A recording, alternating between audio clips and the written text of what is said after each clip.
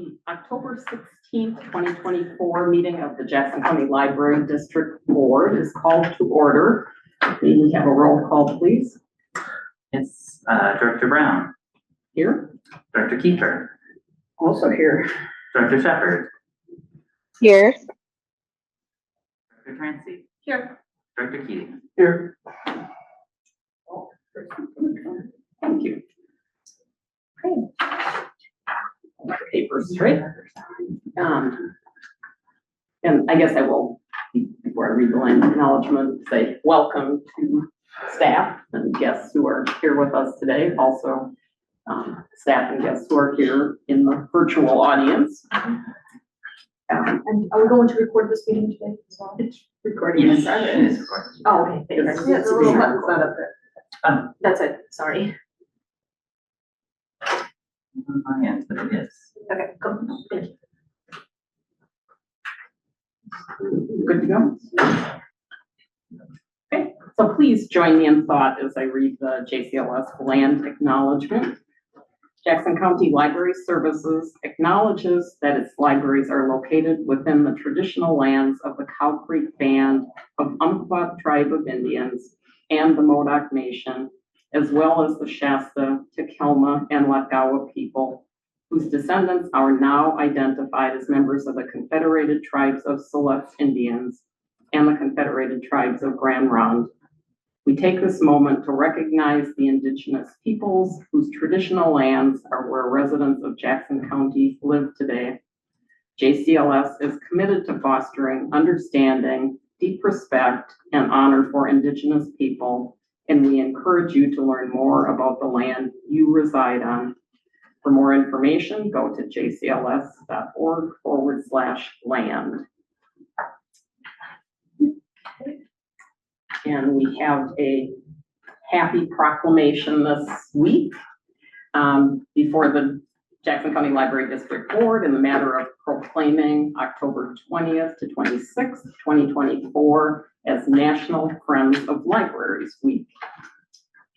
Whereas Friends of the Jackson County Library branches raise money that enables our libraries to move from good to great, providing the resources for additional programming, much needed equipment, support for children's summer reading, and special events throughout the year.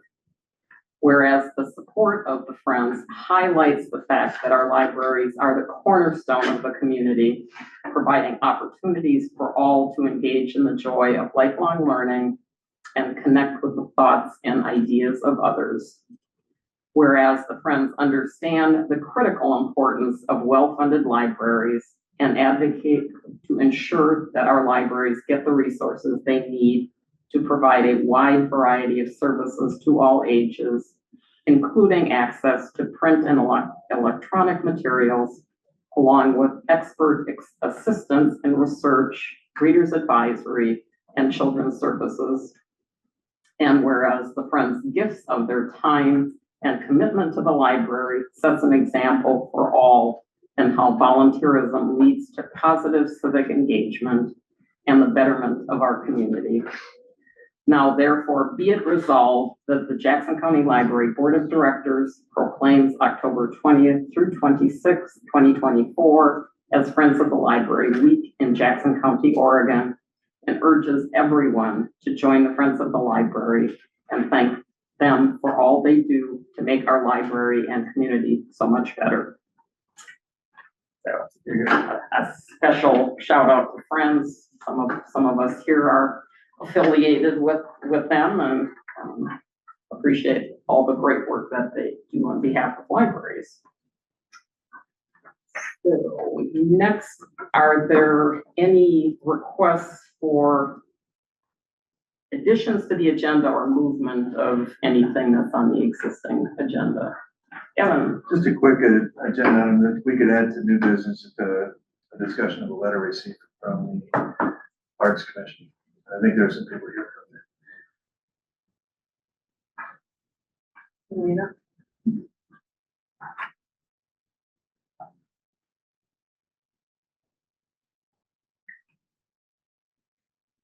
Sure, get it in the right place. Well, we're looking at I think there is a civic engagement happening at 6 p.m. off-site.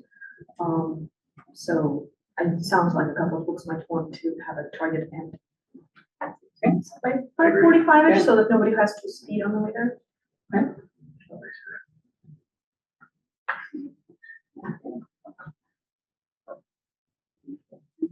Yes. Okay, otherwise, any additional needs regarding the agenda? On the consent agenda, the only item there are the minutes from the last regular board meeting, and if there is somebody who would offer a motion to approve, I move approval. Second. Thank you, okay. So we have a motion, I'll try and do a better job of repeating. We have a motion to approve the consent agenda. Susan Kiefer, motion, Kevin Keating seconded the motion. So we have a motion and a second, all in favor. Aye. Aye. And Marisa just gave a thumbs up. Okay. So it's unanimous. And Just wanted to point out in the meeting minutes, sometimes Marisa's last name is spelled correctly and sometimes in one instance it's not. So oh, okay. it's not a substantive correction, just to check up.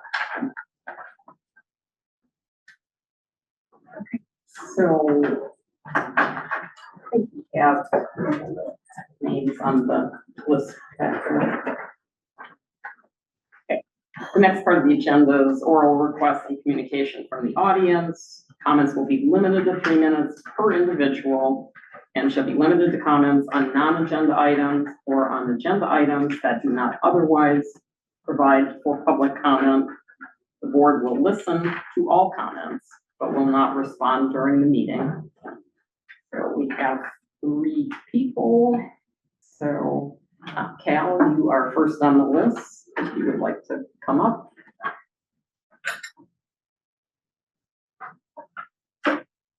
Well, once again, thank you for having me. My name is Cal Bays, both a JCLO staff member and a patron of the library. And rain, glorious rain today. I thought that was so cool. And like the rain, I have some hope here. I want to reflect on the last board meeting of September.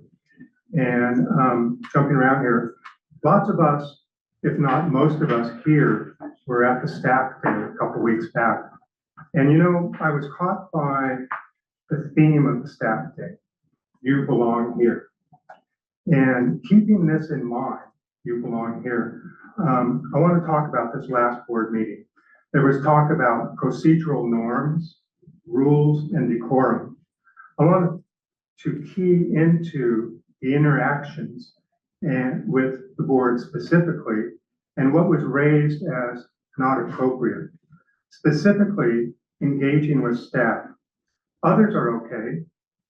And there was also this talk about not any specific constituency.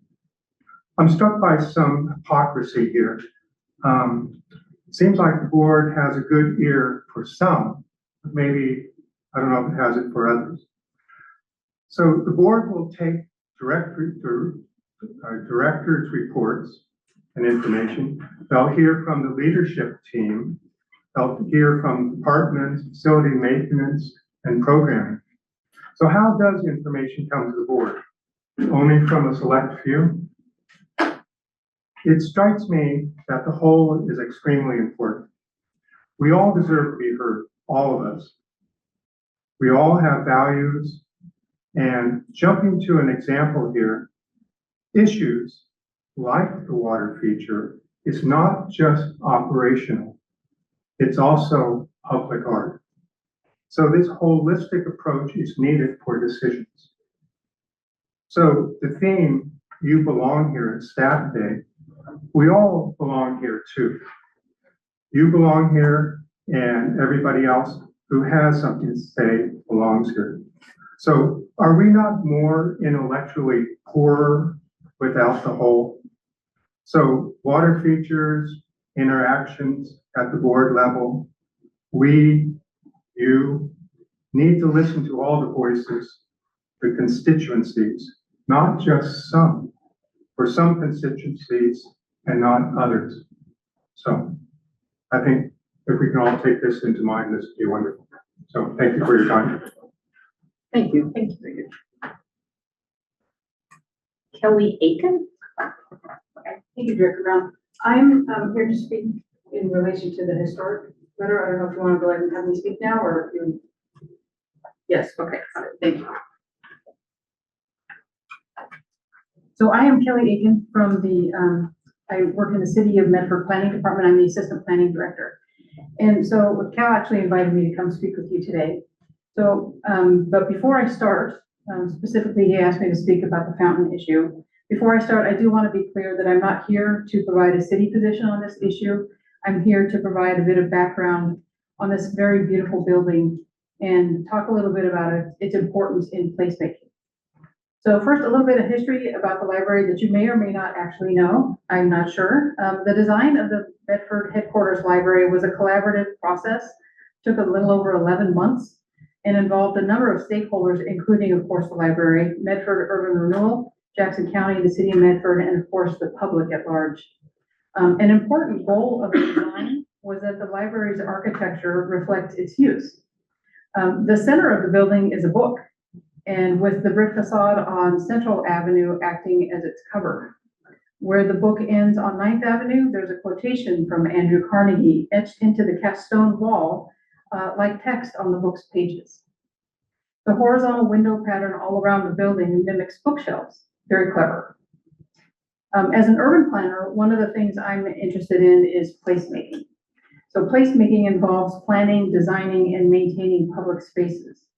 The goal is to create spaces that are inviting, safe, and that promote social interaction. The library's Central Avenue Entry Plaza is an excellent example of a public gathering space, as it includes both seating and public art. Now, to me, public art is all kinds of what makes places interesting. When I think about downtown Medford, the very first thing that pops into my head every time is the Chessman and Bogle Plaza. That's the first thing always. But there's also Pear Blossom Park with the Greyhound Portal, the musical kids across the street from the library, the dog fountain at Olive Park. I could go on and on and on. There's all kinds of little nuggets downtown, and that's really, those little gems are what make it a place. So the library is an absolutely beautiful building that oozes civic pride. As I look around the building, I see the water theme repeating over and over. It's on either side of Andrew Carnegie's name on the 9th Avenue facade. It's in the fountains. It's on your Central Avenue doors. It's in the quote next to the door that says, "I went in through the doors of the treasury of wisdom, and I drew for myself the waters of understanding." So please consider the importance of public art to our community. And I thank you very much for your time. Thank you.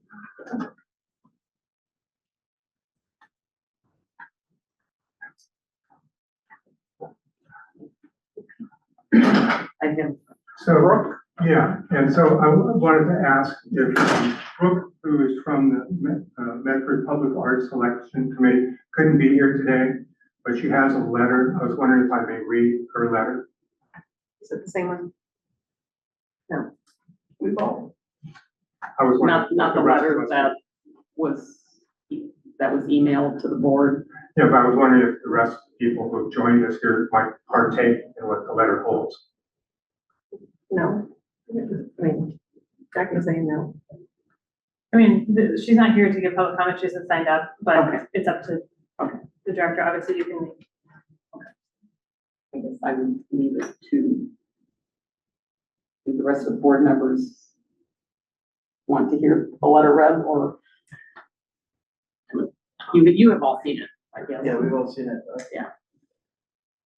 In the interest of time too, since we're trying to get Right, through before right. 6, I think we need to keep moving. Thank you for bringing it.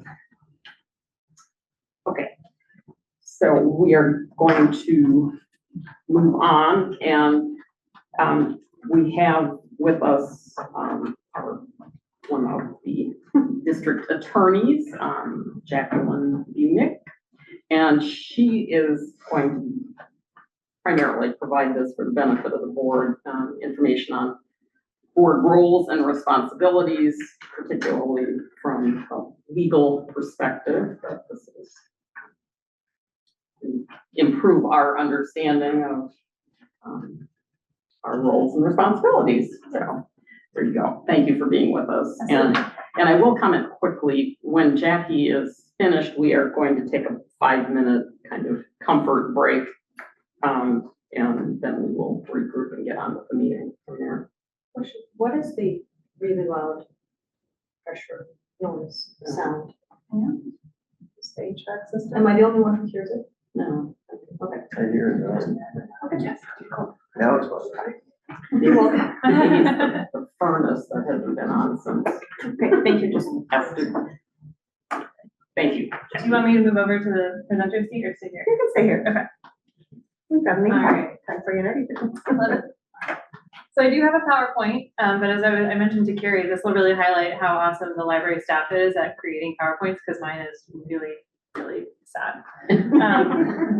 So anyway, here we go. So the purpose today is I just wanted to address for you guys as a kind of a refresher or a reminder wherever we are of where the board gets its authority, and then kind of the extent of what that authority is. My hope is that it will help you all in decision making when you have that position to be in. So we'll go through this. If you have questions as we go, please raise them, and I'm here to help you. And just as a reminder, I am the board's attorney. And so you guys have the ability to contact me as you see fit, to ask for help on making decisions. I don't have a stake or an opinion to share with you about any decision making, but I can help you in figuring out what options do we have, what decisions can we make, or kind of what channels we need to go through to make the decisions we want. So that's the extent of why I'm presenting, is to kind of help show you where I can be of use and help you clarify some things for yourselves. All right. Yes, thank you. All right, so things I'm going to address. So first off, where do you get your authority from? The sources of authority. Delegation of authority. So once you have it, what can you do with it? And then we're also going to touch briefly just on the role of committees. So the board versus the committees. So first off, the board has statutory authority. So the board is going to be the governing power for the district. That comes from the Oregon statutes, specifically that create a library district. And then board powers are specifically bestowed upon you guys also from the Oregon statutes.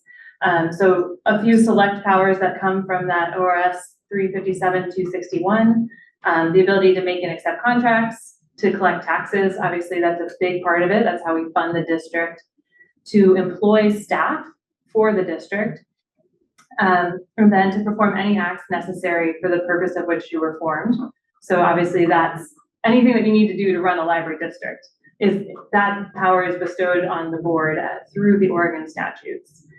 You also have the authority to create district policies that you can then use to run the district. You are also, the board also has powers that come, or I guess authority that comes from Oregon ethics law. So that's on there. We're not going to talk about any sort of board ethics today, but those three things are kind of where statutes give the board any sort of authority or powers. And then outside of that, you also have authority from our district policies themselves. So specifically the board duties and responsibilities policy handbook, which was just recently updated. But each of you, when you became board members, were provided with that handbook, and you all signed it to accept to say that you would follow the policy handbook. So that provides a lot of the structure for how the board is supposed to function and work. And those that authority is actually created by you. So the board itself has decided this is how we're going to operate as a board, and put that into the handbook itself. And the handbook is based on the powers that you have that come from the statutory authority. So it's a pretty important tool for helping, I think, guide the board's discussion and decision making, is refreshing and looking back at that policy handbook. All right, next slide, please. So when we're looking at the powers that the board has, there's a difference between legislative authority and then administrative power. Legislative is the power that the board cannot delegate. So the board can delegate most anything that it can do, but when it comes to making policies, the board cannot give that to somebody else. So for instance, we're gonna talk about, like in the policy handbook, the board has delegated a lot or pretty much all of the administrative authority to the library director. But the board cannot delegate the legislative authority to the library director or any other staff member. That means that you guys have the hard job of, you have to make the policies. Policies have to be approved by you. And that's why you'll see continuously these policies come to you guys for review and approval. And then we have those roll call votes. That all stems from this provision that comes from the Oregon Constitution, that as the governing body for the board, you cannot delegate that authority. But everything else can be delegated. And SDAO specifically recommends that if you have the funding ability to hire people to do your administrative work, that you should do that. And that would, the reasoning being that you can then hire people who are talented at administrative tasks, and leave yourselves to do the governing and those folks to do what they're best at doing. The administrative power, however, can be performed either by the board or delegated staff or consultants. So if the board wanted to do all of the administrative functions of a library district, they have that ability. You have that option. But right now, the way your handbook reads is that authority is delegated elsewhere, which is why you all are not here every day checking out books, you know, hiring and firing employees, etc., because you've hired people to do that. Next slide, please. So when it comes to what your current responsibilities are, the district board is a governing board. Governing boards have both legal and fiduciary responsibilities. So what that means is that you have to follow the law, and then you have fiduciary responsibilities, which are, in your case, the duty of care and the duty of loyalty. So specifically, duty of care is that you should inform yourselves to the extent possible of all material that's reasonably available to you to help you make any decisions that you need to make. So duty of care, be careful in the decisions that you're making. And then duty of loyalty is that you are supposed to act in the best interests of the district. So rather than acting in your best interests, the best interest of someone that, a patron of the library, your job is to act in the best interest of the collective district as a whole. So putting aside your own beliefs and opinions and looking at what's best for everybody involved. You, as board members, also must participate in board meetings, and you're supposed to vote on any district matters. The board policy handbook kind of outlines section 2 talking about like if you want to abstain from voting or not vote, if you have a conflict, like how you have to raise that. But it is one of the responsibilities of board members to vote on these decisions. That's the legislative portion of this. That's good, quick, I hate to Yeah. interrupt, but, since we had that come up at the last meeting and we didn't really get a particularly clear answer in terms of abstention, Yes.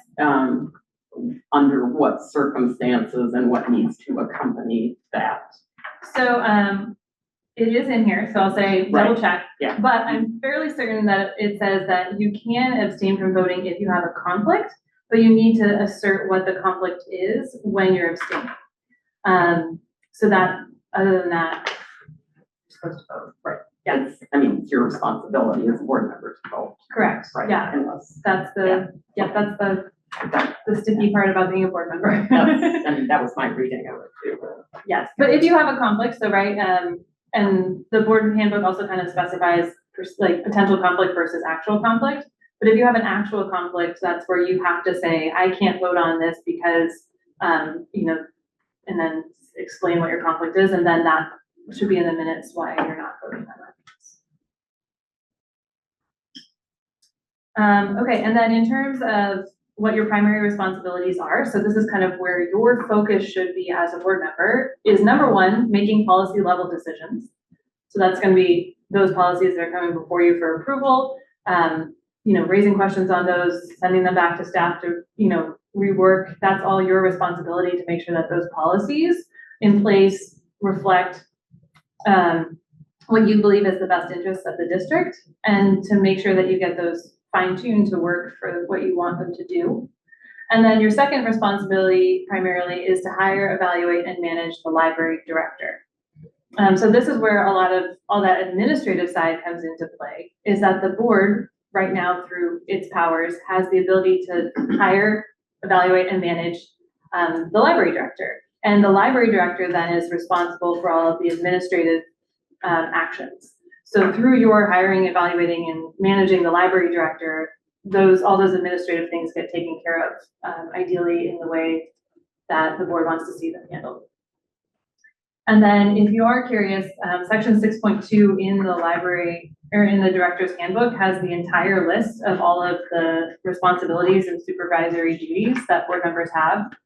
It's pretty extensive, and I think it's kind of helpful to take a look back over that of all the things that board members are responsible for. Next one. Okay, so when it comes to delegation of authority, what can you do? So basically, currently under the way the handbook is written and the current policy, management of all daily operations of the district and management of all staff have been delegated to the library director. So that means that no individual board member should be making any sort of direct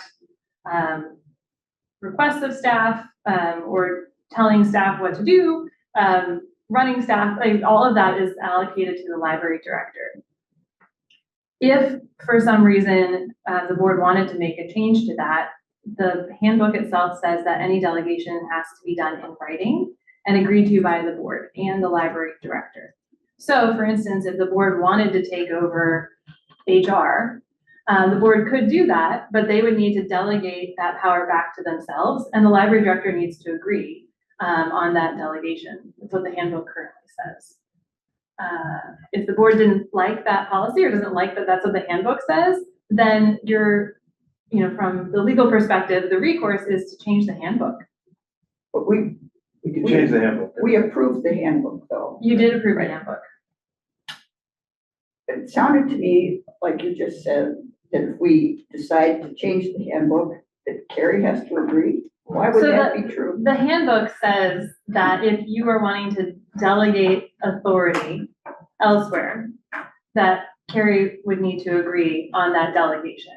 If we delegate the authority to Carrie, how is it that she then has to approve any change in that delegation? So if you were to change the handbook, Yes, which is within our purview. abilities, right, then you could, I guess, change that whether or not the library director has to agree on the delegation of authority. Okay, all right. But as the handbook currently reads, it says if you want to delegate authority, that you would have to have the library director agree.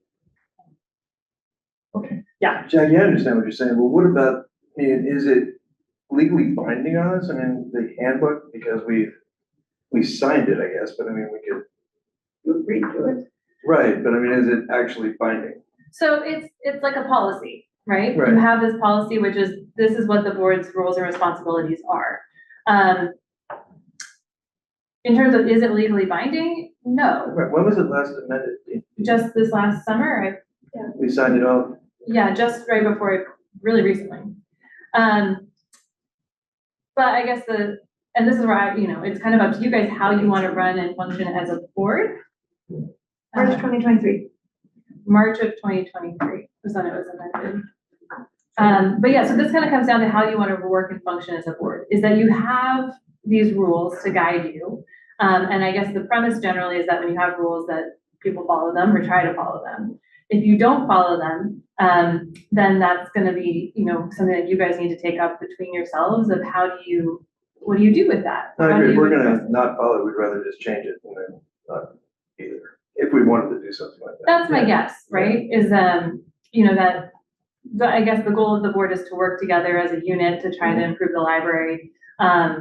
So everybody doing all different things probably doesn't get that Right. goal accomplished. But yeah, you're correct. You're not gonna, get dragged down to the courthouse if you don't follow the policy handbook. But that's I'm just pointing out what it says. No, I intend to. Yeah. I'm just asking for curiosity's sake, but, Yes, yeah, we can change the handbook if we want to, that's all, correct. Yeah. as a board. As a board, you could collectively do that, absolutely. So board members have no individual powers, this is kind of that point exactly, is that you have to work together. So you have no authority to act individually without the delegation of authority from the board. The handbook does address this specifically. So for instance, you know, if any one of you wanted to do something like, go talk to a staff member and ask about numbers for something. The proper thing to do based on what the handbook says is that the board should delegate the authority to that board member to go make that inquisition. Or to go talk to the library director about that piece of things so that she can talk to staff to get you what you need. Versus each of you individually choosing to go and inquire about things. The board handbook says that you should have basically that the entire board should give you that authority to go and look into that thing. So this comes back to just that the board is supposed to act as a collective unit. There should be consensus on choosing to do things like that as opposed to working by themselves. So individual actions by board members without authority from the board could expose a board member to personal and district liability. So these policies are here for a reason. One, to help guide you, but two, because policies help back up decisions that are made by board members. So anytime that there is an issue that comes up, if we can look back, and this is from really strongly from a legal perspective, but when we have a policy to back up why a decision was made, it helps support you as board members and the board and the district in the event that an action is challenged and there were to be some sort of legal issue, right? Because then we can say, look, we have this policy and this policy tells us what to do and we followed our policy. And that policy wasn't just something pulled out of a hat. It went through this entire process where we were vetting it, legal reviewed it. You know, why we have that policy is to back up those decisions. And so that's a strong reason for following those policies or changing them before you break them, basically. All right, next slide, please. So this is just a quote directly from the handbook that talks about operations, specifically saying that the board shall not involve itself in the day-to-day operations of the district. Without approval from the board, no member may interfere with or engage in district operations, including programs, maintenance, personnel, management, administration, et cetera. So this is, I mean, I really encourage you all to go back and review the board handbook, but this is a very clear statement that the board's opinion when they created this policy was that the board, you know, individual actions by board members should not be happening, that it should be a consensus here between board members to do anything. And that day-to-day, the administrative aspect really belongs to the library director at this point, based on that.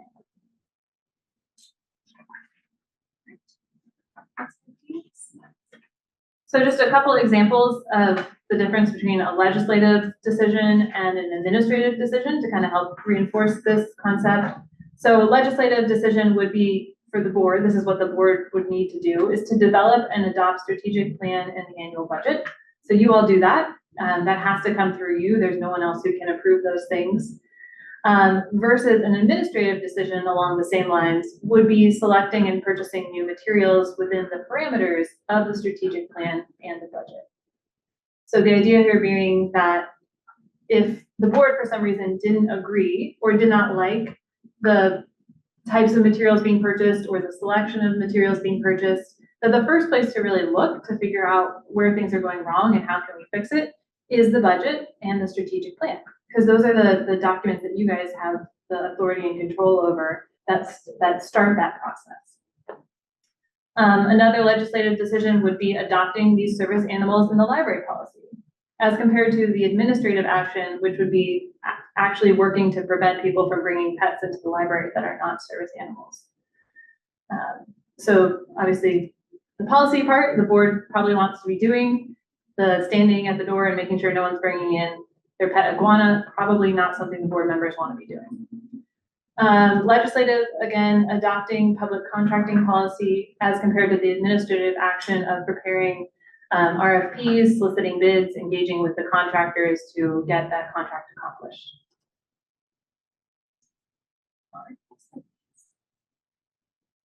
And then just briefly, so the role of committees within the board process. The committees are supposed to assist the board in governing more efficiently. So what that looks like is that committees are supposed to investigate, delegate, analyze, and make recommendations to the board.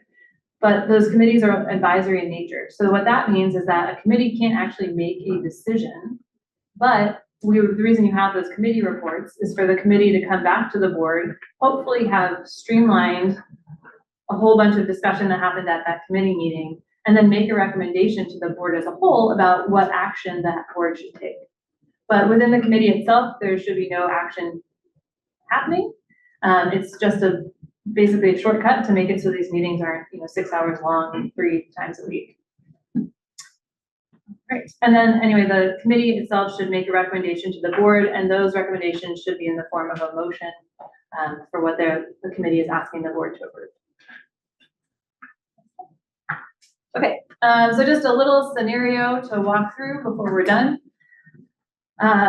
Okay, so this scenario is that the board has approved the annual budget, and there's a line item in that budget for new print materials. And that line item is aligned with the strategic plan goal of growing the print material collection. So then from there, the library director directs the staff to purchase materials within those parameters and in accordance with the collection development policy. So that's what's happened. So what can the board do if they collectively agree that too many print materials were purchased, or if they collectively agree that the staff made poor decisions in selecting those materials? Next slide. So here's some options. So things that the board, and this is again, just based on what your materials say. So this is in accordance with the handbook, in accordance with statute. You could refuse to adopt that budget. So this is obviously retroactive, but if you're looking at the budget and you don't like the amount that's being allocated for materials, the board could choose to not approve the budget. That would force the library director to take that budget back and rework it and try and come up with something that you guys do approve that maybe is more aligned with what you want to see for the amount of print materials being purchased. The board could also address their concerns within the strategic plan. So if the plan itself says that the focus should be on buying digital materials and the library director is asking staff to buy print materials, the board has the ability to look at that strategic plan and say, direct the focus there for what materials you think need to be being purchased. The board could also ask the policy committee to review the collection development policy. So the staff who are picking materials should be following the collection development policy. And so that's something that the policy committee could look at and review and see, does it really articulate what we need it to make sure that the right things are being purchased. The board could also address the issue directly with the library director. You've delegated that administrative authority to the library director. So if you don't like how the administrative actions are being taken, then that would be you just address it directly with the library director. And whether that's an issue with staff or with the library director, that's for the board to be able to evaluate and work with the director to fix those problems. How would the board know what books are being selected or not selected? Yeah, so that I don't know. I wanted to give you a fictional example that wasn't something that's already come up specifically, just to kind of work through these options. But in this scenario, it's that if for some reason it has come to your attention or someone has raised that they're not happy with the materials that have been purchased. Yep. Anyway, lastly, the board could approve the delegation of the purchasing authority to somebody else. So this goes back to with my approval. Currently under the policy handbook, Carrie would have to approve it as well. But basically, if you don't like where the authority has been delegated, you could choose to do that. Things that fall outside of your current roles and responsibilities would be one, to take over the selection and purchasing without written delegation. So if you guys all came in and wanted to sit there and buy the materials yourselves, you would need to at least have it in writing.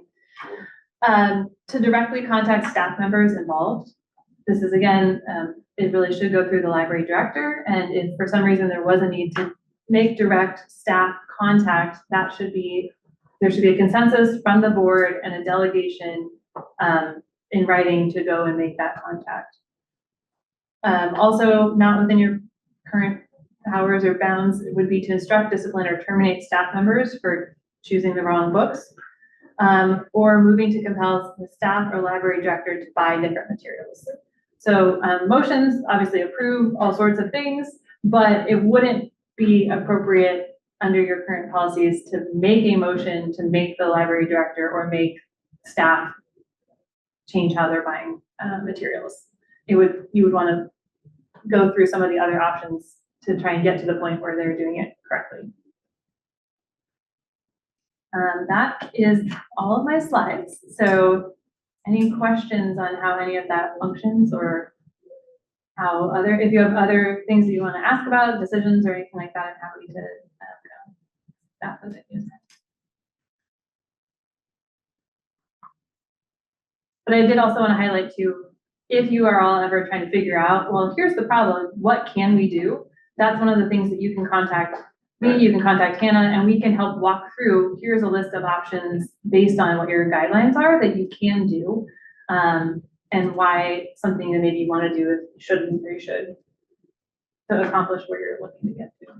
How do we know what things are appealable to the board? And by appealable, what do you mean? I mean, well, we've had instances, I guess, I don't think it's happened to us yet, but where Carrie makes a decision on a book or something, or in the flag and this kind of thing.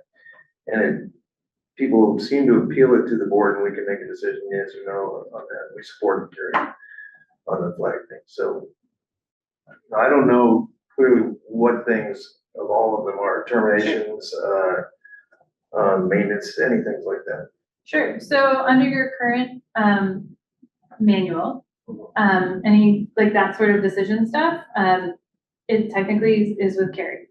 So the board can address it with Carrie. The board could change its policies, but otherwise there isn't an authority within the policy handbook to override an administrative decision that the director has made. Isn't it on materials though, Carrie, where you? So in the collective development policy, we do have that request for reconsideration process, and in that process, the last step, when I send a letter saying this is what we decided to do, if you would like to appeal this decision, the next board meeting is on this date. So there is within that policy, and that is for collection, materials within the collection and programs and displays. So I would say, thank you, that's an excellent point, that perhaps that the board handbook should be looked at to potentially update it to reflect those. that and what that process, Yeah, what those steps are once it gets to that. exactly, because that is not included in the handbook at all. And so, yeah, So would it be the policy committee looking at that? And of course, opening the invite to all the board members who are interested in participating? so the policy committee, I think that would be a great place to take that up, is to figure out, like, let's look at these policies that include this appeal process, and then let's look at how that conflicts or does not conflict with the handbook. And then obviously, however you want to conduct your committees, but, you know, if there's more than 2 board members at a committee, then it's a public meeting. But yeah, so absolutely. Currently, though, the way that it reads is that administrative authority stays with the director. So shy of those other policies that maybe delegate that authority elsewhere. And that's where this, right? Because those policies, it sounds like, probably delegate that authority for overriding those decisions back to the board. That, you know, if the board doesn't like a decision that's been made by the director or by staff, because staff are kind of, you know, an extension of the director, the board doesn't technically have the ability to override that decision. They can, however, work with the director to try to come to a decision that everybody likes better. So the collection development policy is a policy that the board adopts. What happens if there's a complaint about a book and Carrie makes a decision to include it or not to include it based on the collection development policy, but the board as a group decides that it thinks that Carrie has misread the collection development policy? Mm-hmm. Who wins? So in that sort of circumstance, your option, you have multiple options, but one option would be that you would take it up with the library director. Well, of course. Yep. But if we don't agree about how to interpret the policy, Correct. then whose interpretation rules? So I would say that, I mean, it's not. Then we go see the legal counsel. Right, it's not like it's But- not quite that black and white of like who rules, right? But the idea is that you have these policies so you don't have as much conflict of like who makes what decision. My interpretation right now would be that Carrie's decision on those things is final. If the board doesn't like it, you can take it up with Carrie, and whether that's through an evaluation or, right, like disciplinary conduct, what have you, her job is to try to follow the policies and to run the library. Your job is not to override her decisions about how to run the library. But if you don't No, like but how if she's we've doing it, adopted the policy, right, shouldn't our interpretation of the policy take precedent? you've given her the administrative authority. Administrative is gonna be the actions under the policies, right? And I get where you're going, but I mean, I I totally just think agree there are with that. some gray areas, and I'm trying to, Figure out how to work, yeah. So I think in a gray area, I guess, one of the best things you could do is to discuss it well, and try and work through that problem. But if the board, like as a consensus, thinks that, you know, that the director has interpreted a policy incorrectly, that's where the board should address that with the library director, and whether, you know, the right ways to, the way to do that, or like what action should be taken, certainly would be something that I'd say bring it to legal counsel so we can help guide you on how to handle that, the extent of it. With collection Or rewrite. developments, since I've got the policy here, I mean, the request for reconsideration has to come from the person who was requesting the reconsideration in the first place. And I mean, this does state that then the board reviews it and can ask for more information, and the decision of the board is final, is what. Great. So we just need to bring that part over into the currently policy. Yeah. states, so. So that's what either you're- to incorporate it in But we are or, not initiating that reconsideration. The reconsideration is coming from the public, a patron. Yeah. And then it could be that, and I'm happy to look at it, maybe the portion about delegation is sufficient where there's no need to like revise anything, that delegation is clear within the policies themselves, and I apologize, I didn't catch that piece before today. In the manner where you were talking about an individual board member seeking additional information, I guess my reading of that was the information would then be shared with, if the board felt like it was reasonable for one member to request information, I mean, it really should be information that the whole board feels the need to help them in guiding a decision. So that information would be shared with the whole board, not one person. Am I understanding that? From my read of, yeah, the handbook is that there should be a consensus from the board to direct any one individual board member to seek out whatever that information is. My assumption then is that the rest of the board probably wants the same information. Otherwise, if there isn't a consensus, I would guess that that's because everybody doesn't feel like that information is necessary. Right, and then this kind of comes down to the board needs to, you know, the board is trying to balance what is staff doing, what's valuable staff time, right? And so if the board collectively thinks that whatever this request is gonna be helpful, then they could ask one person to go seek that out. But if they don't, and the board member still goes and seeks it out, then they're, you know, kind of not following along with the group, the idea of the duty of loyalty, what's best for the district, that sort of thing. I'm kind of having a little confusion about that, because if the board were to approve one person to go and ask for information, they would have to do that at a board meeting. And Right. since the director is here at the board meeting, the board could just direct the director to get that information to the board. So Yeah, isn't it a moot question? There's no way that would happen. well, so there's a difference between if you guys have a consensus and you say, as a board, we would really like this information, and you ask the director at a board meeting, great, fine. If you, after the board meeting, you're like, you know what, I would really like to get a bunch of statistics from Kelda, and you go Right. to her office and you ask her, and you didn't raise it with the rest of the board, they didn't give you authority in writing to go do that, I would say that runs afoul of the board policy. Right. Yep. But there's no time where we would say, oh, you know, I'd like Susan to go get information from Kelda when I'm sitting right here with the director. What you could do, my interpretation of this is that if by consensus, you said we would like this information. Yeah. Susan, can you help like refine it once we get the original Make draft it or clear something what like we're that? looking for. something And like then that way the information I bring back to the full board would have been reviewed by one board member to verify that it's the information that was requested. I think is kind of that, you know, kind of looking at it the same way as you look at committee work, saving the time of the whole board is there would be a preset of eyes before the final statistics came back to the board or request for information, whatever it is. I'm sorry, Marty, you were gonna. That, and to also add, I am not a big fan of serial quorum, and that is quorum that is reached by an email thread. I'm actually opposed to those. I call them mega threads.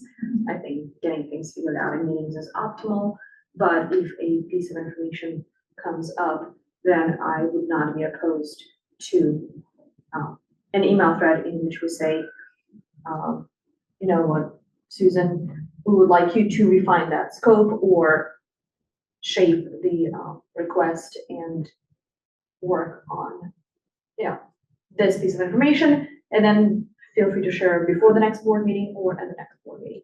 So email could possibly work. I'm just not a big fan of it. I'm not sure whether that's true, Jackie. Is it? I'm sorry? Can we make decisions by email? No, I don't think that's We in our, shouldn't. I don't think that's in our. No. Oh, Not allowed, yeah. it's not allowed at all. Public meetings. No, yeah, so just as a great refresher is that serial communications do count as public meetings. So this is kind of a newer thing, but right, so like if you have an email and if Vicky emails Susan and Susan emails Kevin and, you know, we all, it's one email at a time, we've all got the same information. That is now a public record because you've all received the exact same information. That doesn't mean that you can't send things out through email. It's just that those are now basically public records, public. I will add that SDIO did just approve the public meeting training that they have virtually, and it is approved. I went in and looked, and like the earliest available when I looked 2 days ago was in December. So I know that these are popular. It's a statutory requirement, I believe now, that boards receive annual training on public meetings. So again, new person starts next week. I will have them coordinate with you to try to find dates that work for you all to receive that training, which would address those. What can you do outside of meetings type questions as well. Watch party got it. Anyway, that's all I have. Like I said, please reach out to myself or Hannah if you ever have a question, because our goal is just to kind of help you guys make decisions that can be backed up, that follow the policies and keep you all protected and help you advance what your mission is. Thank you for your time and preparing Yes, this. thank you very much. Do you remember on the website? It's on my firm's website, but I can No. give it to you also. I don't need to write it in open minutes. Okay. Have a break. 5-minute break.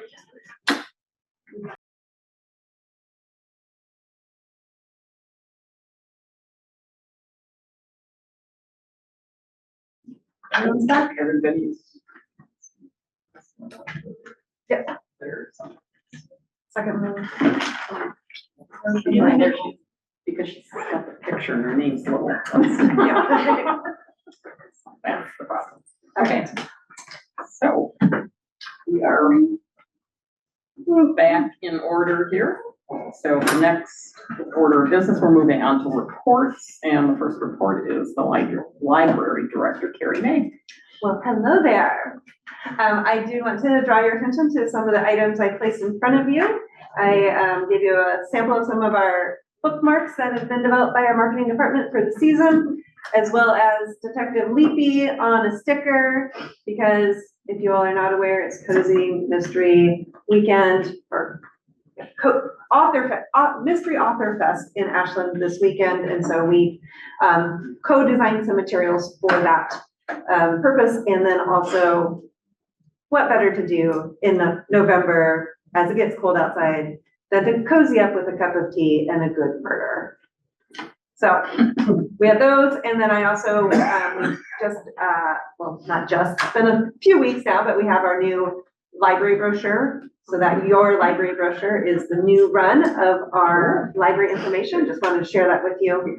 And then I did not leave these on your table because I didn't want to spook you, but we do have for Dolly Parton Imagination Library, these are business size cards you can cut out. And last year we had some great success with individuals who put these in with their Halloween candy. So when someone comes and gets a treat, give them a thing too. So if anybody wants to take some of these, or I can email you the template so you can print and cut your own, or you can call me and I'll try to do that for you. It was in the foundation newsletter. It was in the today. foundation newsletter today as well. Yeah. But, so I just wanted to highlight those things real quick. I would like to invite Ryan File, who is our marketing Yeah. specialist, to come forward and talk a little bit about the video, things that he produces. So, Ryan, take it away.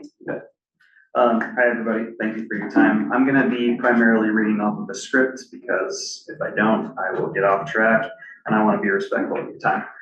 My name is Ryan File and I am a marketing specialist in the Jackson County Library Services Marketing Department. There are a whopping 3 of us, so there's always a lot to do.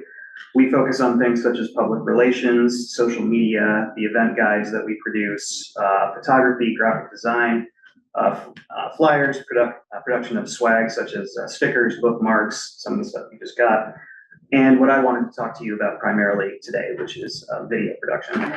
The variety of types of videos that we produce plays into our overall philosophy, which is showing our community things that they wouldn't necessarily expect out of a library. One of the ways we've been doing this for the last few years is with videos that we spend time on polishing and producing, as opposed to just kind of getting them out the door. The quick origin story of all of this is that during the pandemic, we started posting videos of primarily librarians reading children's books in their living rooms, put them up, and then my boss came up with this idea to make a cartoon series about some siblings who get literally sucked into a bunch of books during a trip to the library. Adventure ensues, as you can imagine, and ironically, I did a story on this project while I was still a reporter and editor at the Mail Tribune, and it would be the first time I ever talked to my future boss. When I got hired in 2021, one of the first things my boss said out of the gate was that he had wanted to produce short documentaries on local history, so I got going on that. Since then, we've produced shorts on local wildfire surveillance, the Oregon vortex, the January 1997 flooding in Ashland, a project at the Southern Oregon Historical Society intended to digitize a bunch of old local news footage, the Butte Creek Mill, the first airmail flight into Medford, and the short-lived spur railroad that connected Jacksonville and Medford in the late 1800s and early 1900s. One of the other things that I did when I first got here that wasn't necessarily connected to our YouTube channel, but that was a very big endeavor, was producing a cooperative series of 26 videos, 13 in English and 13 in Spanish, with the Center for Nonprofit Legal Services. This was intended to be a study guide that anybody could use for free to help with their citizenship tests and interview. That was quite an endeavor, but we got it done. We've also expanded since then to include offerings such as what we call ambient storytelling videos. That's basically where I take public domain short stories. A couple examples are An Occurrence at Owl Creek Bridge and The Rime of the Ancient Mariner. We record audio of them being read. Then I take scenic video or stock footage or public domain art and kind of edit it all together with sound and music. Another recent development has been collaborations. Some notable examples of this include our interview with Keegan Van Hook, the director of Southern Oregon PBS's Energy Horizons documentary series, which actually debuts tomorrow, and the forthcoming interview with Jonathan Evison, whose book Lawn Boy is one of the most challenged titles in the US. So what does this all translate to in terms of growing our audience? Since 2018, there it is, the really cool sledding hill right there. Since 2018, when our YouTube channel, JHCLS Beyond, was at a whopping 0 subscribers, we've seen gradual but positive growth year over year, which you can see on this chart. In 2019, that number of subscribers had grown to 5, then 142 in 2020, 332 in 2021, which is when I started, 460 in 2022, 642 in 2023, and as of talking to you right now, 980. We're not exactly viral video farms that get millions of views, but more than a dozen of our videos have received thousands, including one that has surpassed 20,000 views, which really continues to surprise and puzzle us, actually. Which one? It's a storytelling video. Mia de los Muertos. Yeah. Bilingual story time video from a couple years ago. And there's a close second one that's on Penguin Storage Times. We're still kind of scratching our heads over both of those, but it's cool. Who doesn't like penguins, exactly? We're also getting noticed by a good amount of folks outside of our community. A teacher in New York actually reached out to see if she could use our Rhyme of the Ancient Mariner Storytime video in her class as a teaching aid. And a fire lookout from Australia reached out about our fire surveillance video and had a lot of nice things to say about it. And we're still going. I'm in the midst of pulling together all the material I'll need to start editing our next documentary, which is on a local video game company called Wicked Saints, and a mobile game that they have been working on that's really innovative and interesting. The founder's story alone is fascinating enough. All that said, I really enjoy what I do. I think it's a really unique part of our marketing department and our library district as a whole, and one that makes it quite distinct. And now's the time where I share our YouTube channel URL, which is youtube.com/JCLSBeyond. Maybe it'll come up there. And maybe you'll get like 4 new followers. if you haven't Perhaps already. there it is, right there. I already follow you. I would encourage you to subscribe if you don't already and check out some of the offerings. We're pretty proud of it. Thanks. That's all I have. If there are any questions, I'd be happy to take them. Yeah. Tremendous kudos, that hockey growth stake that you saw there on the YouTube subscriber. I'm currently managing a social media channel for one of the local nonprofits, so I firsthand know what a challenge it is to grow a following as a nonprofit. Mhm. So just congratulations on expanding the program. This is tremendous work, from editing to concepts to scheduling to storyboarding. Every single video is a success story. So thank you for running a really, really solid channel the entire community can be proud of. Thank you. Good. All right. Good, thank you. Thank you. Appreciate your time. I did have a couple other things I wanted to highlight since our September report is for the month of September and we're October 16th now. There were a couple exciting things that have happened already in October that I want to highlight now, and they'll go in next month's written report for posterity. But I want to thank Susan and Vicky for being at the Eagle Point 20th anniversary celebration, and Joan too. And really thought that was nicely put together, and glad to have you there. And I was not able to join the chamber dinner in Eagle Point, but Vicky and Mason Phoenix and Sam Karadig from staff were at that celebration, while Marta, myself, and Kristen Anderson were at the Ashland Chamber of Commerce dinner, where I jokingly said to Kristen, like, okay, we got to stay through the Community Partner Award at least, right? And having no idea that we won that award. So the Ashland Chamber of Commerce named the Ashland Library and Kristen Anderson Community Partner of the Year, and specifically highlighted the Mystery Festival and other ways that the library is involved in the community, also highlighting the support of our friends and foundation as well as the library. So that was pretty exciting. That just happened in the last couple of weeks. The other couple of things I just want to highlight, the author talk with Jonathan Evison was exciting to see and have a pretty big name author here in person. So we enjoyed that event. He was a hoot. And I look forward to the video that Ryan is going to share later this month. And also remind you all that we do have another live and in-person author, Ross Gay, who will be joining us at the End of the Road Reads program in February. So the event guide is being constructed now, so that will be out around your next board meeting time, but we'll be sure you all get a copy of that when it's ready. And then just because September is library card sign-up month, just want to highlight the statistic that was just shared with staff yesterday, that we signed up 1,173 new card holders in the month of September, which is our highest month in the last 14 months, according to the chart I saw. So pretty exciting stuff. Are there any questions about anything presented in the director's report?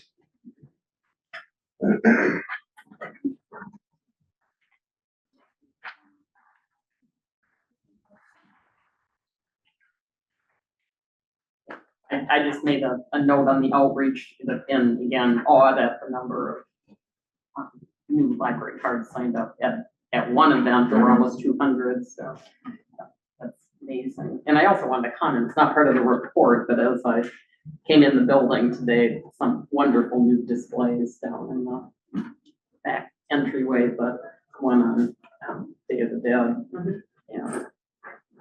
Work one, very nice. They look great. I'll share on the Ashland event. Kudos to the library for getting recognized.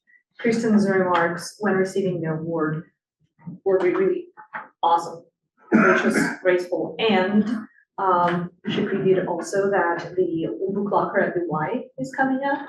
So it was really cool to hear our facility plans priority for the Ashland service area be reflected in that, and a lot of folks in the audience didn't know that, so we heard some ooh and ah comments around the room. And afterwards, as we were about to leave, a patron, as her spouse waited by the doors, came up to tell us how much she enjoys the library and the audiobooks, and yes, the ones you can download.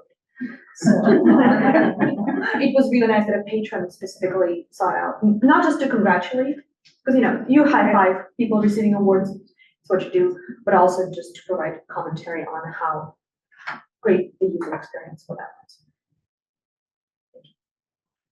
And just one other quick comment. I think it is wonderful that having COVID and flu shots available to staff on site is absolutely incredible and important. Glad you do it and glad people take advantage, and hopefully everybody will stay healthy and thank you for that. Yeah. So is Jenny is there? up there in the upper left corner, so she did not have a written report, but wanted to be able to share a couple of things verbally with you here today. And thank Hey, you. everybody. Thanks. I just always like to stop by and say hi for sure and make sure that you know that the foundation is busy at work. We've had a great month. We were a part of Staff Day in that we helped provide some of the swag that went home with everybody. So we're proud to be a part of supporting staff. I know one of the strategic objectives of the district is to support staff, and the foundation appreciates the opportunity to support it as well. I wanted to let you know that things are cooking, well, kind of, for Dolly Parton Imagination Library. I had a wonderful meeting with Leanne, who is the president of United Rotary Clubs of Southern Oregon and the president of the steering committee, along with Kaylee Crystal, who is the engagement coordinator for the Dolly Parton Imagination Library, State of Oregon. These names are longer and longer all the time. And some exciting news that we are within 3 zip codes of having 100% participation in Dolly Parton Imagination Library in the state of Oregon. And one of the things that I found out Friday that I didn't realize is that if we get to that 100% of zip codes, then that puts us in line for a Dolly Parton visit to the state. So it could happen. It could happen in the new year. So fingers crossed we could do that. And that would, of course, boost a lot of press and so on and so forth as well, which could help us boost our registrations. We're already at 4,067 registrations and have already graduated nearly 1,000 at 969 graduates. The program continues to go well, and look for something around Dolly Parton's birthday on January 19th. No specifics yet, but mark that on your calendar, and expect something big. Pollinator Garden is also like kicking up dust quite literally right now, and expect us to talk to you more about some upcoming tours of the Phoenix Library to talk about what it is and what the design is and what our hopes for community support are, probably the week of November 18th. So mark that in your calendar as well. Again, we'll get you more details soon. Our board is really excited to be meeting with you on November 6th and looking forward to having more discussions as a joint program. I wanted to highlight Ryan File and the marketing department since they were here tonight as well. And I wanted to say last week, if you got the foundation newsletter, you saw a video in that newsletter, and that was produced by Ryan File and the marketing department. So we're really happy to be able to engage with them on marketing projects as well through the foundation. So thank you. If you have any questions, I'll be happy to answer them. But those are just a few highlights I wanted to make sure to put forward for you. Thank you. Martha? Thank you, Jenny. Great, awesome updates.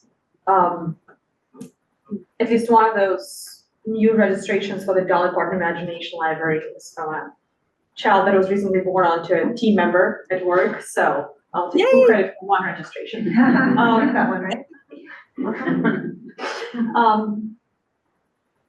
I have not yet seen the foundation newsletter. Is that somewhere board members should go and sign up, or can we just opt in right now collectively to be added to your list so they can come to our board email addresses?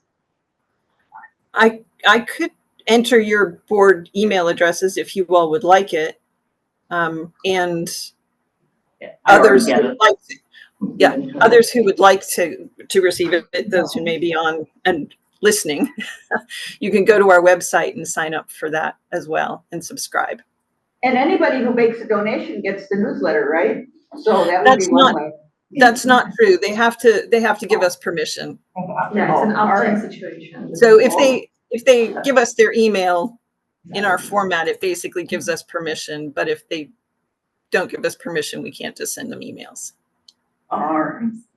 Thank you. I have one real quick question. Are the 3 counties that are not yet Zip codes, not county. county yet, well, zip codes, whatever. Small. Yeah, well, are they small, rural, or? No, in fact, they're outside of Portland. They're like Clackamas and Okay. yeah. Feeling that, okay. Well, we ought to be able to Good. plug that hole pretty quick if somebody would, Yeah. up there would It's- get on it. It's on the way. That's why I'm telling you, because I have a feeling it's going to happen really soon. Yeah, we can also use the strategy of public shaming at the Oregon Library Association conference. By April, it should be done. I have a feeling we don't have to shame. I have a feeling we just need to encourage. And I think Encouraging empowerment. the state coordinator has it handled. I just wanted to give you all the update because when it happens, it's it could kick up a bit of excitement, which will hopefully also get us quite a few more registrants, which also means the cost. So we want to be ready with all our resources. And the foundation's working with United Rotary of Southern Oregon and the library, of course, to make that happen. So to that end, the other fun thing that happened earlier this month is the United Rotaries of Southern Oregon hosted a Harry Potter trivia night. And so I felt really obligated to have a library team represent. So Carrie Turney Ross joined me and 2 other staff to form our team, the Holy Head Harpies, which is the all-female Quidditch team, for those in the know, to play. And we ended up getting 2nd place. And we won some money that we immediately donated to the Dolly Parton Imagination Library. So we haven't seen the check yet and don't know what the total proceeds from that night were, but it was a fun night and gave us some exposure both as the library and as the foundation, and Dolly Parton Imagination Library got some new folks interested in learning more. So it was fun. And it's Harry Potter nerds. Yeah, Was I you don't, actually playing Quidditch or were you? no, No, we played- there That were, would have been amazing. It was and random based on trivia Harry Potter. questions. Trivia. And our trivia was that we were the all-female Quidditch Got team. it. Thank you, Jenny. Thank you all. Thank you. Okay, to staff day board member reports, and I'll start because I asked for this to be included, and, one, Did you turn in your bingo card for a prize? I did not. Lauren, you saw any prizes? Yes. Did you complete it? No. All right. We kind of avoided doing things that involve prizes, but. Anyway, again, for anybody that's listening, that was part of the planning and implementation of staff day, a huge thank you at least from me on the board. I attended 2 of the breakout sessions. And this, I'm wondering if we might, one was on collection development, and I'm wondering if this PowerPoint might be shared, because I think, it was an excellent presentation. I think would have been valuable for everybody, because it really walked through, they took one particular item and kind of walked through the process of decision-making about what books are ordered, what kind of resources they use to make those selections, how patron selections get handled, what sources are used to actually acquire books, and then kind of the whole process of them making a decision of where the books go once they get here. And again, complicated process, and then just the whole in processing that the book then gets into the cataloging system. They've walked through very detailed information in terms of looking at, since we talked a little bit earlier about budget for materials, how central that is to decision-making, and that they're very aware of where the limitations are of their budget, and trying to find the most economical way to acquire things. And sometimes, particularly patron requests, are maybe unusual titles that are not necessarily available through kind of the routine channels that they use to acquire books. So sometimes they're being acquired through more kind of mainstream online book selling to be able to get what they need, and then the cost is going to go up. But I think this was one of the sources that they used, as in the Library Foundation, at least as I understand, provides There's a sticker on this. there. Right, provides this, and it's available at all of the branches, but it's also used by the professional staff who are making selections, so it's being put to good use in lots of different ways, and other things. It was actually pretty fascinating, because the one book that they were using as an example was a graphic novel that, adult graphic novel. And it was brand new, so they were kind of walking through the process of what would happen to this. And there was a staff person in the room that wanted that book so badly. Couldn't wait for it to be available. So lots of different interests. And one question that I had, because I was really curious, because there is a lot of material out there, and particularly in fields like health and science, and where we consider that information more fact-based.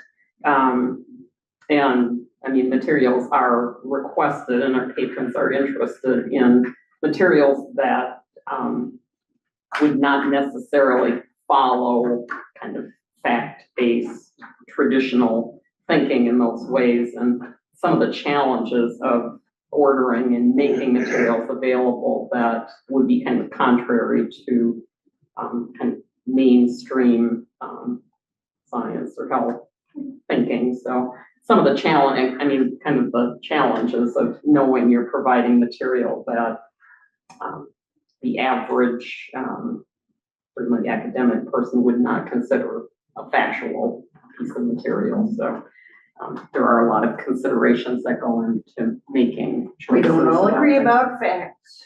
That, well, that's true.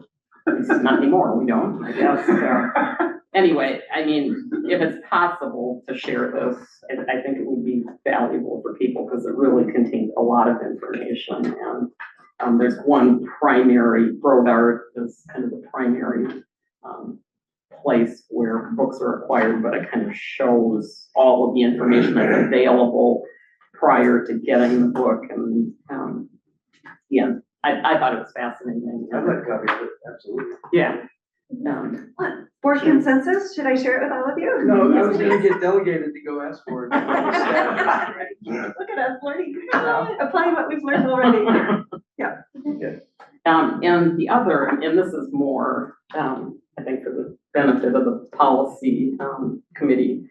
I attended the one on children in the library, and there was a lot of conversation. I mean, it was primarily all people that worked in children's, and a lot of conversation about, the policy on unattended children. And, I mean, a lot of the policy is based around kind of state law in terms of when children, at what ages they can be unsupervised. And but some of the challenges of kind of developmental levels of one 7-year-old compared to another 7-year-old.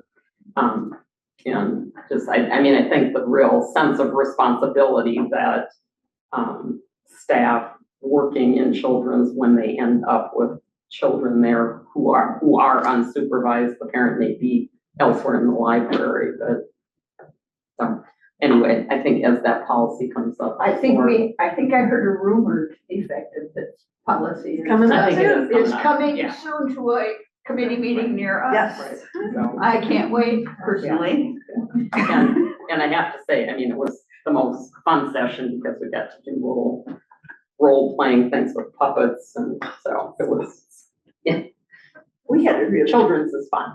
we had a fun session on AI that I thought was pretty interesting. I'm still very much in the ignoramus category about AI, so when I go to these things, I always learn stuff.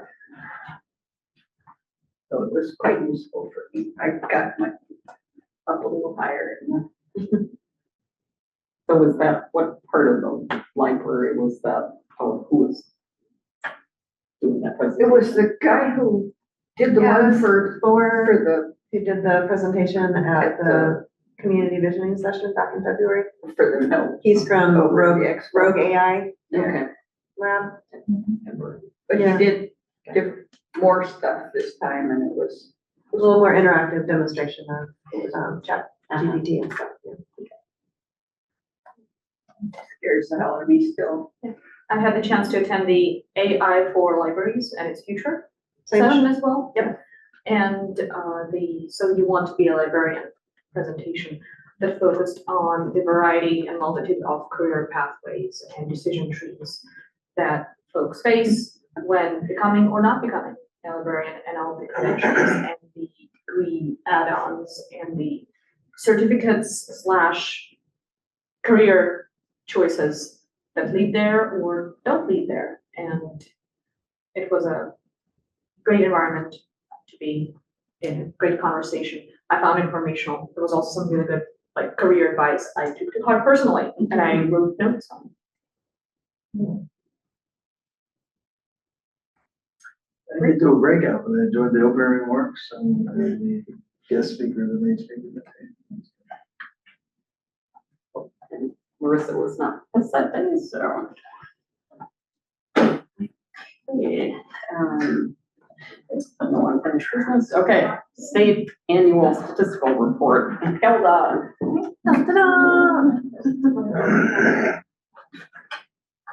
Good evening.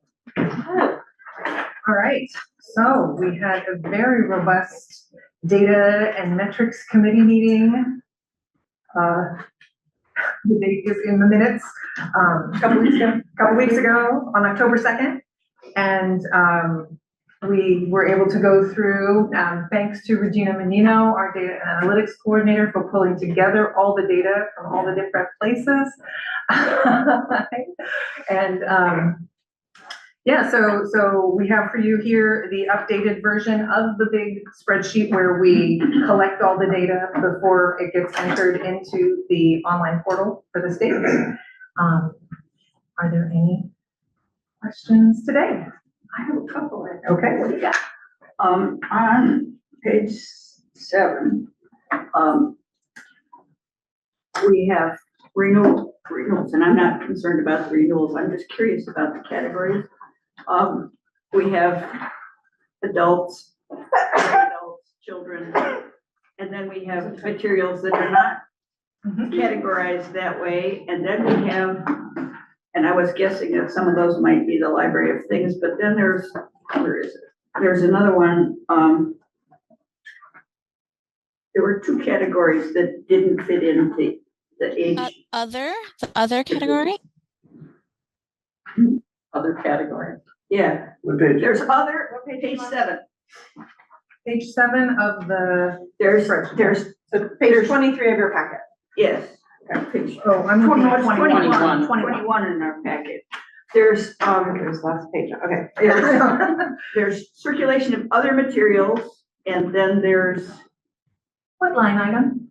620, 4 and 5. 4, 5. But there wasn't, Total circulation, 626, total circulation not separated into adult, YA, or children's, is that? no, but I'm just wondering what materials are in the other category, but there were 2 other categories that now I can't even, 617? yeah. Of other materials, and then the ones not, I don't know, anyway, I wasn't clear to me what they were, and I was just curious. Well, 25 and 26 both are kind of non-categorized, it looks like. So the state, 17 and 18 also. so the state defines what's Exactly. other, but Regina can answer that, it looks like. Oh, Yeah. yes, I was just going to say there are sort of 2 different kinds of other categories, one that's called other and one that's called like a non-age category. And then That was I my believe for question. each of those there's the initial circulation and then the renewal. So yeah, if you want more details on which C codes go into which of those, that's something we can get for you. It doesn't need to be that. It's my understanding that the other category represents the media, the DVDs, if I'm not mistaken. Oh, so they don't break those down by kids, by ages? I believe it's all counted as other. That is my understanding. Okay. And if I'm wrong, I will correct myself, but that's my recollection from when I was doing it, that the category of other includes media, and it included Library of things, I would get, where does that go? I believe that makes sense. And then the total, I know that the total material's not separated into adult, YA. I believe that Library of Things it counts as an adult material, Okay, but maybe it is, This doesn't, I didn't want to get us down a rabbit hole, I was just. well, magazines is one of them that is not age related. Yeah, I remember They that. are age related. Seems like probably not most of them. Weekly State reader is defines for things. kids. No, but we do refer to the state's guidelines for all of those definitions, and I'm sure, I didn't study before this I exam. really so. didn't want to get us down a rabbit hole, sorry. That's okay. Username library questions that nobody else could possibly care about. I care. Awesome collection of information. It's a lot. It's a lot. We expect circulation of library of things to go up or down based on the new putting in. I anticipate that it's gonna go up. Good. Yeah, I can't wait to see the data. But yeah, no, I think that it will. I think it's gonna be much more easy for people I think it's gonna flow like the same, like our regular materials. I think it's gonna be much more easy to use. I haven't tried it yet, but I'm looking forward to it. You just gotta place a hold. It's great. It's great. So yeah, I think staff are really pleased with the changes, and I can only assume that it's gonna go up. So I have one more about e-stuff. Okay. Page 16 in, or 19 in the packet and page 5 of the report. There's a bunch of different numbers related to ebooks that are part of the state library to go thing and local. And so our local ebooks, ones that we buy that get circulated through library to go. Correct. There's the So- consortium collection, and then there's the ones that are called the Advantage collection that we buy for JCLS patrons that are. And we're thinking about visible. shifting all to Advantage rather than. So the other question I have, which is also a library nerdy question, I guess, is, so library, these ebooks all sit on somebody's server somewhere, and when somebody goes through our catalog and goes, I want this one, that's what the library, the Overdrive software does, is connect you to that database and then gets it downloaded. Is that how that works? Uh-huh. And they have it all in different Right, files so that we know who's. entitled. right, and then different ebooks are available in, some of them are available in the Kindle format, which is again through an Overdrive partnership with Amazon, which delivers that format if you have a Kindle e-reader or you use the Kindle app. There's also the Libby format, which is available directly through the Libby app, which they've also developed over the years. But so Overdrive has an Amazon They have a deal, yeah. thing and, I mean, but it's all the books are there under library Overdrive and I hate to they interrupt. all just. But in the interest of time, are there any questions that are related to the data provided? No. Any questions about the numbers as they have been analyzed and included so that we can Yeah. hit submit? Regina's Yeah. like, I know. do it, over the phone. So, if we could, I think we need a motion to, accept the statistical report. I move we accept the statistical report as submitted and forward it to the state. This is Marta, second. In the interest of time, I won't repeat that. Got it? Okay, so we have a motion and a second. All in favor?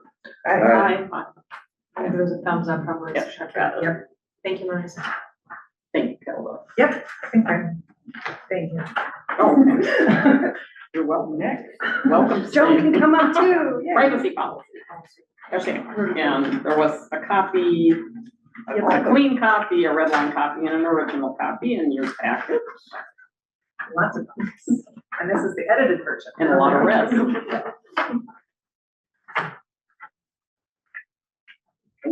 Okay. Do you want, Well, you have before you an agenda item memo from the policy committee, recommending approval of the revised patron privacy and confidentiality policy. How about if I move approval of the policy so that we can open discussion? Since we're supposed to get a motion on the table before we discuss. I think. Second. okay. So, any questions, concerns? Again, we were provided with a lot of information. For me, the formatting it's much more readable, clear, not big, long run-on sentences with lots of items. So having them pulled out I think, was really helpful.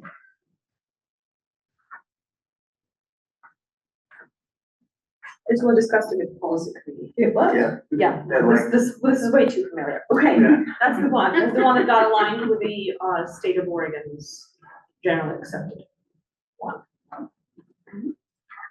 No? Am I confusing the things? That was the ethics policy, I think. Okay.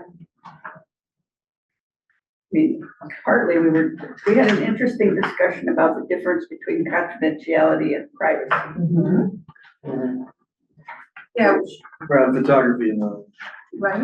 And we rearranged some of the content to have it flow a little bit more easily, hopefully, for both staff and for the public if they were to read this. Recognizing that it's both the library's responsibility to uphold confidentiality and protect patron privacy, but also to inform the public about their rights. And, Remind them that the library is a public building. right, and that, and we had some new sections, yep, that Kevin referenced just then, linking to other related policies. Use facilities, that there's no reasonable expectation of privacy regarding a person's presence in a public building. I appreciate the transition to a more plain language. Yeah. For sure, because the red line kind of helped, certain sentences being cut down to email address.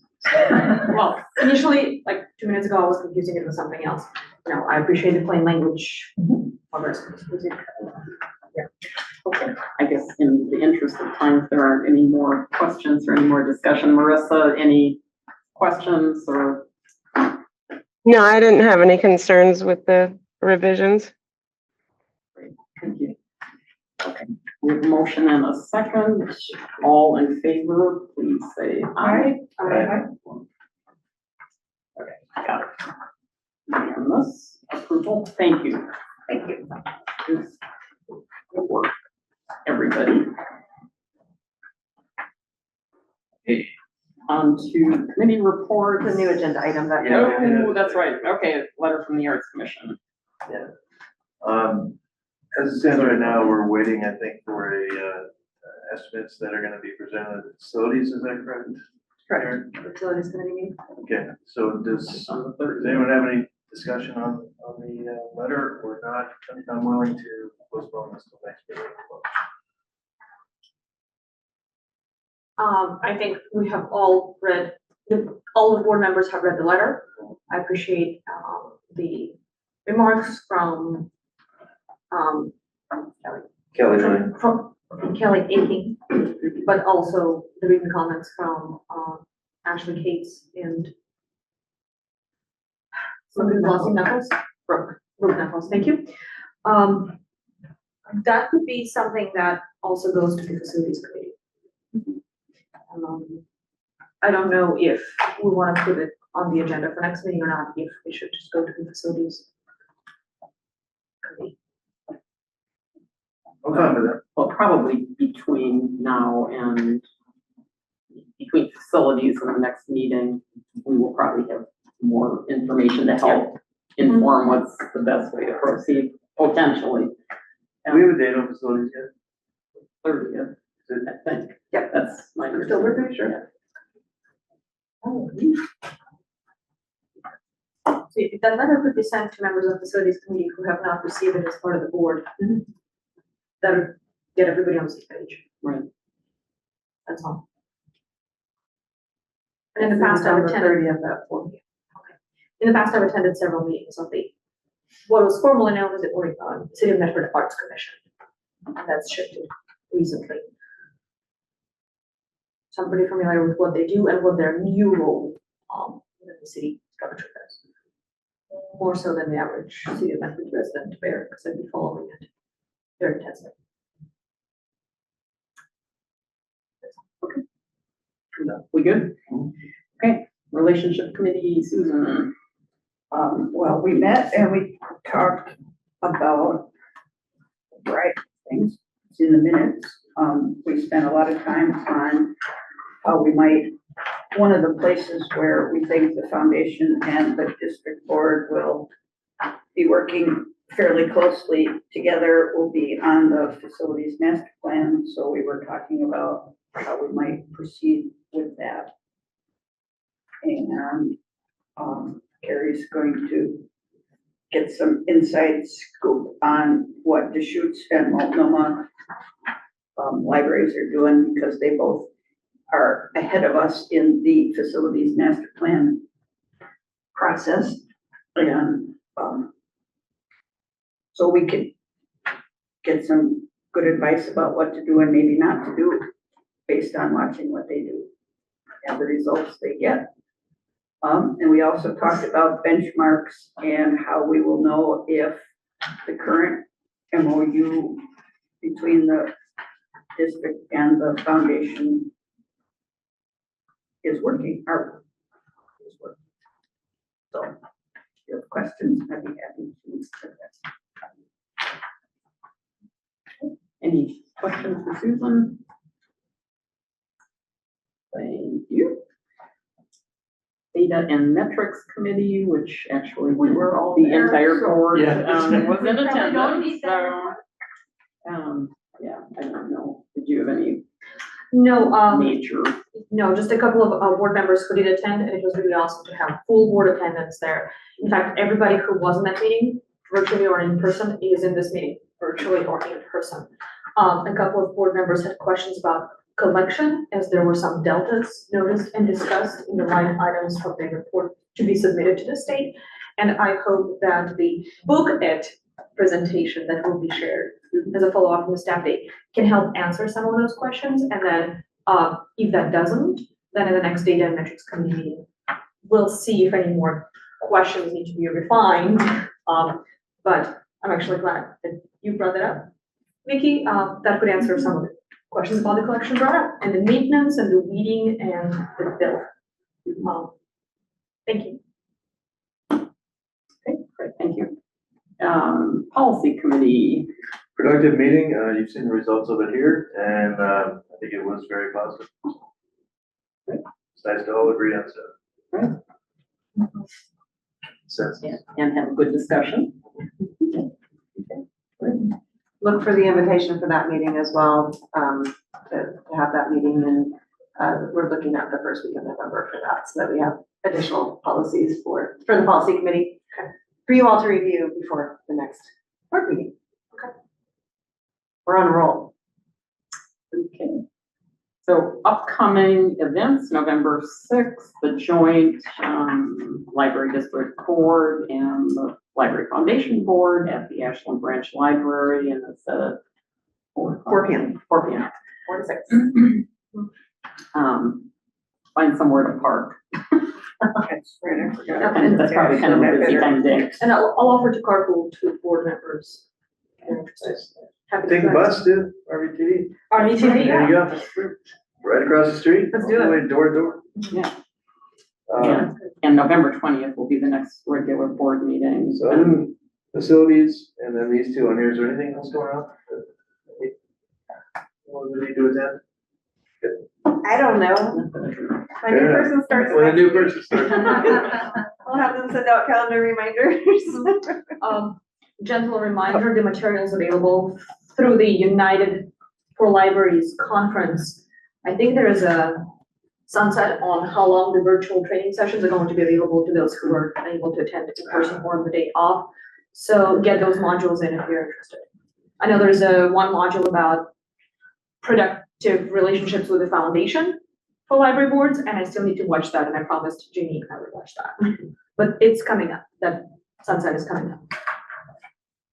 And then I just wanted to follow up. So when might we expect some data, like from the security report, or the more detail on the collection development and the data, like the sample of that? So, staff has started working on the security report and pulling that information out of our new software for that. And then I think Marta's comment about the collection development information that Vicki suggested we share is the first step in that. And I think Marta suggested was that if that doesn't satisfy the questions you have about the collection, then the data metrics committee would review what further information is being requested. And then are we gonna have more detailed access to the budget?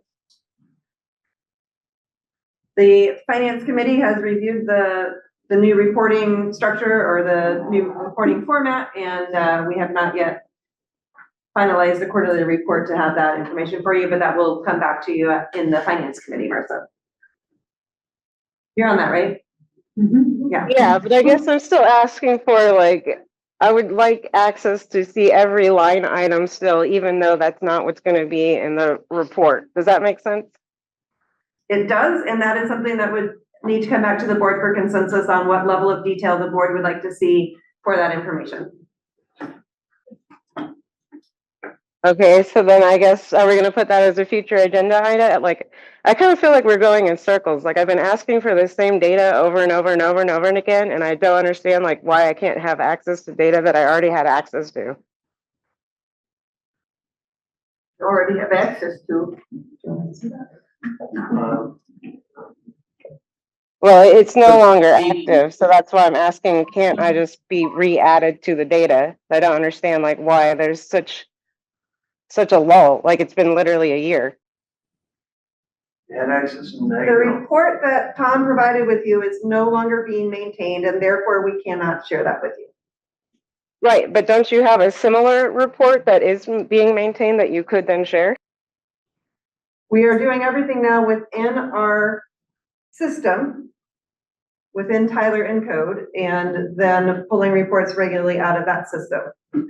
It is not a separate spreadsheet that is being kept updated in the same way that the former finance manager had done. But then I'm asking, so then can we have that report generated monthly so we can see all those line items? That is the question that needs to go back to the data committee if that's the level of detail that the board wants to receive on a regular basis. I mean, I guess we had kind of said that at least 2 board members were interested in that. I think other board members were kind of overwhelmed. But just because other board members don't want that level of detail, I don't see why the board members that want that level of detail can't have that data.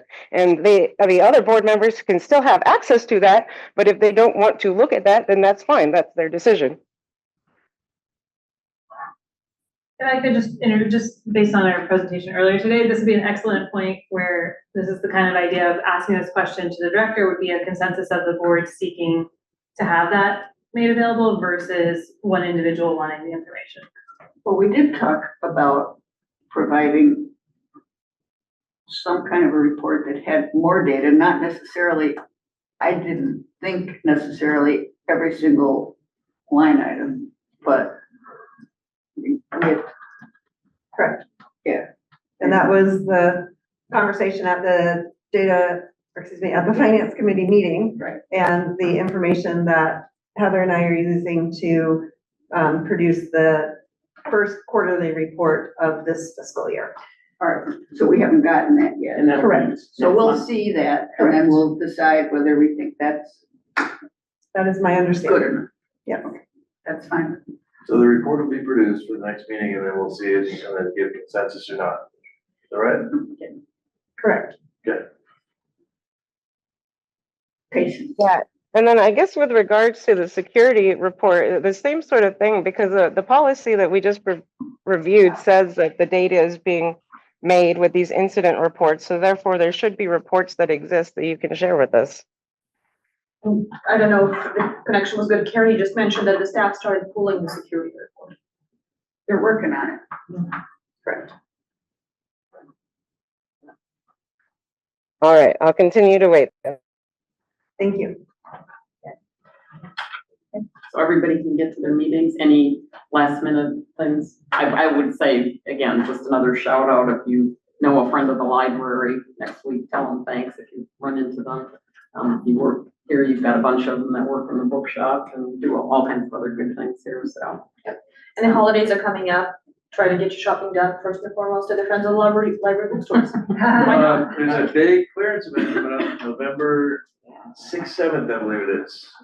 The Friday, Saturday. Let me just double check. Okay. Free books. People